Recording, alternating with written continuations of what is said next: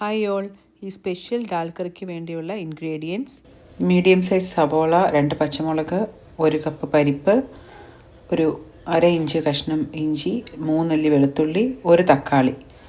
പരിപ്പ് കറി ഉണ്ടാക്കാനായിട്ട് ഞാൻ കുക്കർ തന്നെ നമ്മുടെ സ്റ്റൗവിലോട്ട് വെച്ചു. ഗ്യാസ് ഓണാക്കി പാത്രം ചൂടായി ഇതേ 1 ടേബിൾ സ്പൂണോളം വെളിച്ചെണ്ണ ഒഴിച്ചു കൊടുത്തിട്ടുണ്ട്. എണ്ണ ചൂടായി വരുമ്പോഴത്തേക്കും നമ്മൾ അരിഞ്ഞു വെച്ച ആ സവോള, ചെറുതായിട്ട് കട്ട് ചെയ്ത സവോളയും ഒരു 2 പച്ചമുളകും കൂടെയാണ്. അത് രണ്ടും അങ്ങനെ തൊട്ട് ഇട്ട് കൊടുക്കുക.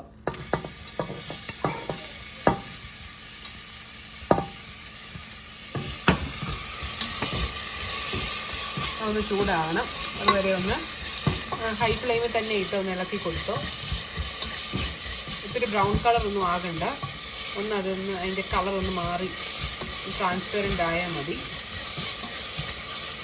സവോളയൊക്കെ ഒന്ന് ചെറുതായിട്ട് ചൂടായി വന്നിട്ടുണ്ട്. ഈ സമയത്ത് ചതച്ച് വെച്ചിരിക്കുന്ന ഒരു 2 അല്ലി വെളുത്തുള്ളിയും ഒരു കുഞ്ഞു കഷ്ണം ഇഞ്ചിയും കൂടെയാണ് അതിനകത്തോട്ട് ഇട്ട് കൊടുക്കുക. ഇതേ ആ ഇഞ്ചിയുടെയും വെളുത്തുള്ളിയുടെയും ഒക്കെ പച്ചമണമൊക്കെ മാറി വന്നിട്ടുണ്ട്.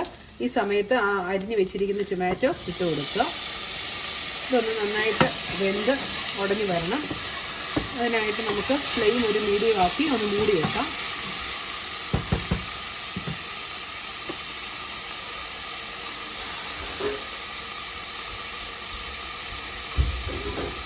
ഞാൻ ഒരു 10 മിനിറ്റ് കഴിഞ്ഞിട്ട് കുക്കർ തുറന്നിട്ടുണ്ട്.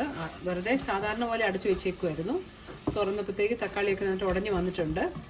ഈ സമയമാകുമ്പോൾ നമുക്കൊരു 1/2 ടീസ്പൂൺ മഞ്ഞൾപ്പൊടി ചേർക്കാം.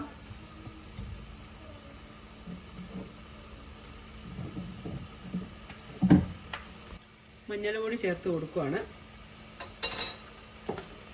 ഇളക്കി കൊടുത്തിട്ടുണ്ട്. അതിലേക്ക് ഞാൻ ഒരു മണിക്കൂറോളം സോക്ക് ചെയ്ത് വെച്ച പരിപ്പ് കഴുകി വൃത്തിയാക്കിയതിന് ശേഷം ഇതിലോട്ട് ഇട്ട് കൊടുക്കുകയാണ്.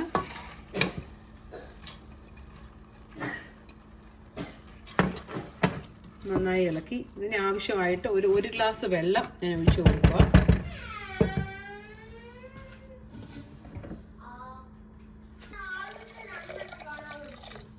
അതിലേക്ക് ഒരു 1/2 ടേബിൾ സ്പൂൺ ഉപ്പ് ഇട്ട് കൊടുത്തു. ഇനി അത് നന്നായിട്ട് ഇളക്കി യോജിപ്പിച്ച ശേഷം കുക്കർ അടച്ചു വെച്ച് 2 വിസിൽ വരുന്നതിനും വരെ അടച്ചു വെച്ച് വേവിക്കുക.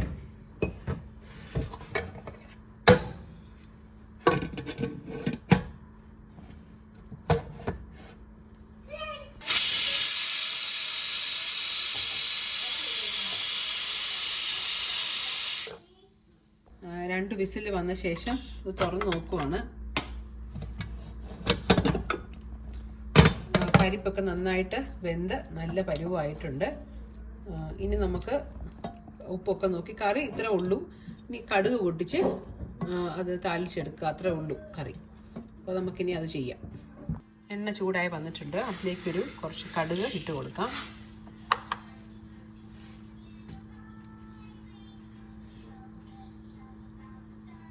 കടുക് നന്നായിട്ട് പൊട്ടി വന്നിട്ടുണ്ട്. അതിലേക്ക് കുറച്ച് കറിവേപ്പില ഇട്ട് കൊടുക്കാം. നമ്മുടെ കറി ഞാനൊരു ബൗളിലേക്ക് മാറ്റിയിട്ടുണ്ട്. അതിലേക്ക് ഈ കടുക് പൊട്ടിച്ചത് നമുക്ക് ഒഴിച്ചു കൊടുക്കാം. ഇനി ഇത് നമുക്ക് സെർവ് ചെയ്യാവുന്നതാണ്. ചപ്പാത്തിയുടെ കൂടെയും പൊറോട്ടയുടെ കൂടെയും ഒക്കെ ഇത് ചോറിൻ്റെ കൂടെയും കഴിക്കാവുന്നതാണ്. നല്ല ടേസ്റ്റി ആയിട്ടുള്ള പരിപ്പ് കറിയാണ്. എല്ലാവരും ഇതൊന്ന് ഉറപ്പായിട്ടും ട്രൈ ചെയ്ത് നോക്കണം. അപ്പോൾ അടുത്ത വീഡിയോയിൽ കാണുന്നവരെ ബൈ.